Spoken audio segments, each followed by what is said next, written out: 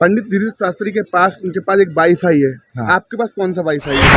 तंत्र कटेगा उसी घर में 2025 में संबंध जुड़ जाएगा। जाओ, आशीर्वाद है। तो मैं यही सोच के आई थी कि अगर देखे दुबई में उनका वहाँ दुबई में वो सब टोपी वाले कैसे बढ़िया पाँव छू रहे दबा रहे। बालक 2029 तक फौजी बन जाएगा। आशीर्वाद है। 100% सच्चाई है इसमें। मेरे दादाजी से मेरे पिताजी का दरबार लगा रहेगा और हम 100 पर्चा पहले से लिखेंगे लिफाफा में पैक। मैं दीपक कुमार, आपका स्वागत है न्यूज़ 20 सबसे तेज खबर में। आपको बता दें कि पंडित धीरेन्द्र शास्त्री बागेश्वर धाम को तो आपने देखा ही होगा कि वो कैसे दिव्य दरबार लगाते हैं और कैसे लोगों की चिंता को परख लेते हैं और कैसे उनकी समस्या को समझ जाते हैं। ऐसे ही एक भिलाई के नेहरू नगर कालीबाड़ी में एक दिव्य दरबार लगा हुआ है। दिव्य दरबार ब्रिज बिहारी सरकार अनिकेत महाराज का लगा हुआ है। यहाँ पर लगभग आज 15 लोगों की अर्जियाँ लगी। क्योंकि तो आप अभी कहाँ रह रहे हैं?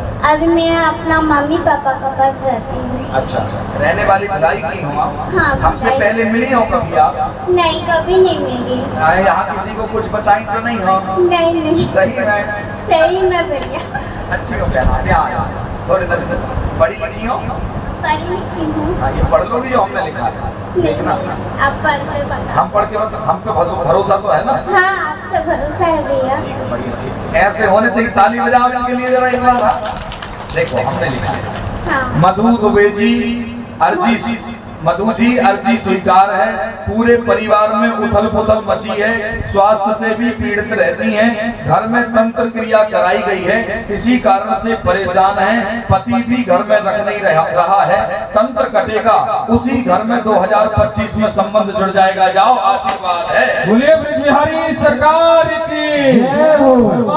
हमारे पति भी आए हैं। अच्छा, उसको उसमें रुचि नहीं है। वो बिल्कुल नहीं चाहता है कि मैं उसमें जाऊँ। अच्छा, फिलहाल अभी वो उसमें पढ़ाई कर रहा है। किस क्षेत्र में जाना चाहते हैं? वो IIT करना चाह रहा है। इसका क्या मतलब होता है? नहीं जानते? मैं ही कोई इंजीनियरिंग। ऐसा आप चाह रहे हो कि वो आर्मी में? जी। ठीक है। आप पढ़ी लिखी हो? जी। लता जी पूरे परिवार पर कृपा चाहती हैं। बच्चों पर भी कृपा होगी। प्रगति करेंगे। आप अभी बालक के जॉब का विषय लेकर के आए हैं। कृपा होगी। आपकी कुलदेवी नाराज हैं, उन्हें तृप्त करें, भोग लगाएं। अष्टमी को इसी से कृपा होगी। बालक 2029 तक फौजी बन जाएगा। आशीर्वाद है। बोलिए ब्रिज बिहारी सरकार की। एक बार भविष्य में ऐसा भी होगा, ऐसे ही दरबार लगा रहेगा और हम 100 पर्चा पहले से लिखेंगे लिफाफा में पैक। स्टेप तुम मारोगे सब। उसके बाद बड़े बड़े पत्रकार जाकर के उड़ा दें पब्लिक में। और सुनो, उड़ाओगे 100 पर्चा, जो व्यक्ति पकड़ेगा, व्यक्ति वही उस पर्चे को पकड़ेगा जिसमें उसका नाम, उसकी समस्या, उसके बारे में बहुत कुछ बातें लिखी रहेंगी और यही कलयुग में अद्भुत चमत्कार होगा।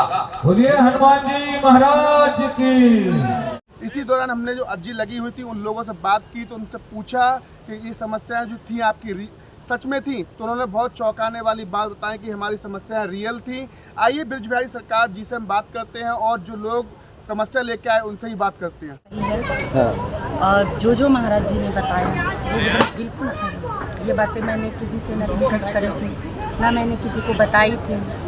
बस मन में यही लौंग लेके आई थी घर से। जब पूजा करके मैं बोले थे कि लौंग का फूल घर में छोड़िएगा और लौंग का वो लेके आइएगा। जब वो चीज़ों को लेके मैं यहाँ आई तो मैं यही सोच के आई थी कि अगर आज बाय द वे मेरी अर्जी लगती है तो मैं महाराज से बस यही पूछूंगी कि मेरे बेटे, थोड़ा सा मेरा बेटा जो है ना कंफ्यूज है अपने करियर को लेकर, तो मैं यही पूछूंगी कि उसके लिए क्या अच्छा रहेगा। कैसा एक्सपीरियंस है? क्या कहेंगे आज के दिव्य दरबार को देख के?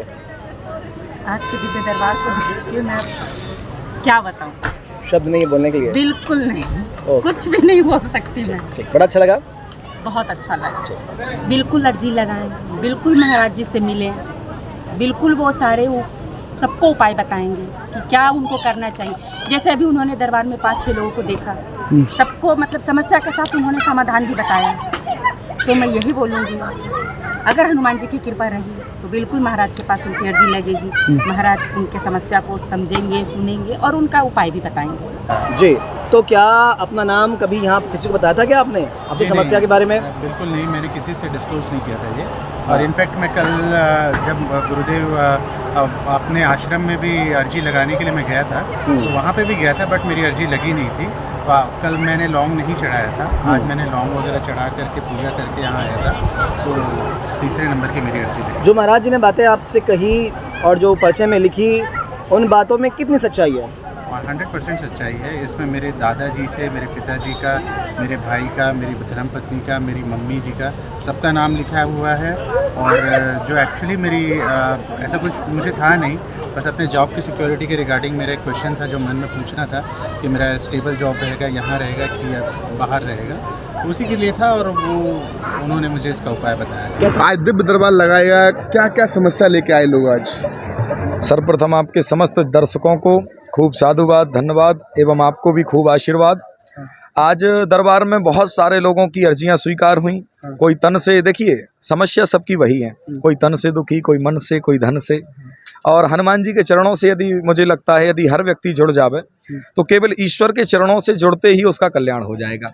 बहुत से लोग आज, जैसे एक माता जी बहुत पीड़ित थी, उनके बच्चे को पूरे शरीर में कालापन था, कोई रोग भी था, उससे कैसे छुटकारा पाना है वो भी दरबार के माध्यम से अर्जियां लगी और 10-15 पर्चे बने। बहुत सारे लोगों की अर्जियां स्वीकार हुई एवं सामूहिक अर्जी भी आज लगाई गई। और परसों जो दरबार होगा उसमें जितने भी संपूर्ण मंच में रहेंगे उनके समस्त लोगों के रोग के नाश के लिए कुछ उपाय भी बताए जाएंगे और अर्जी भी लगाई जाएगी। भरी भीड़ में कैसे पहचान लेते हैं दूसरे का दुख और दर्द? यही तो कृपा है हनुमान जी की, यही बब्बा की कृपा है कि हजारों लोग बैठे होते हैं पर हजारों लोगों में से कौन परेशान है ये अनुभव हमको हो जाता है। आदमी बैठा है, कोई अनुभव, जो शक्तियां हैं जो सहायक होती हैं वह पहले ही आकर के स्पर्श करा देती हैं कि ये व्यक्ति बैठा हुआ है, इसका ये नाम है, इसके घर में ये नाम के व्यक्ति होंगे, तो उसको बुला लिया जाए और उसकी अर्जी लगाई जाए, इसकी ये परेशानी होगी और वो निकलता है। पंडित धीरेन्द्र शास्त्री के पास, उनके पास एक वाईफाई है। हाँ। आपके पास कौन सा वाईफाई है जो आप?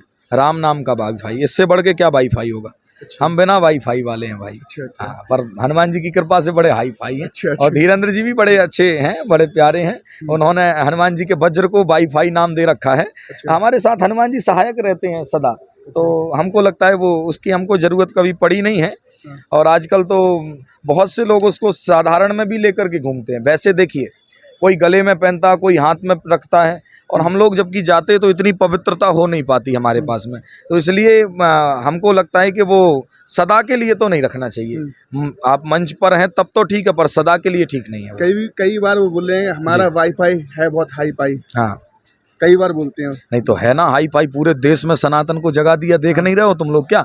बड़े बड़े नास्तिक आस्तिकों में बदल रहे हैं भाई, जो धर्म छोड़ करके विपरीत धर्मों में जा रहे थे, आज वह भी बड़े बड़े आकर के सीताराम बोल रहे हैं। अभी वो देखे दुबई में उनका, वहाँ दुबई में वो सब टोपी वाले कैसे बढ़िया पाँव छू रहे, दबा रहे हैं और तिलक लगा रहे हैं। हाँ, सिका सूत्र तिलक धारण करवा रहे हैं। इससे बढ़कर और क्या हो सकता है? यही ब्राह्मण के तेज का सामर्थ्य है, यही हनुमान जी की कृपा है जो उन्होंने कर दिखाया है। श्रद्धालुओं को क्या मैसेज देंगे अपने? समस्त श्रद्धालुओं को, समस्त भक्तों को केवल यही छोटा सा मैसेज है कि हनुमान जी के चरणों से जुड़े रहो सदा के लिए और राम नाम का असंख्य जाप करते रहो। राम नाम में ही वो सामर्थ्य है, जब पत्थर तर गए तो क्यों ना आपके दुखों को नष्ट कर पाएंगे। हनुमान जी के चरणों से यदि आप जुड़े रहते हैं तो निश्चित आपकी अर्जी स्वीकार होगी और संकट की घड़ी में संकट मोचन हनुमान जी आपको नजर आएंगे। जय श्री राम।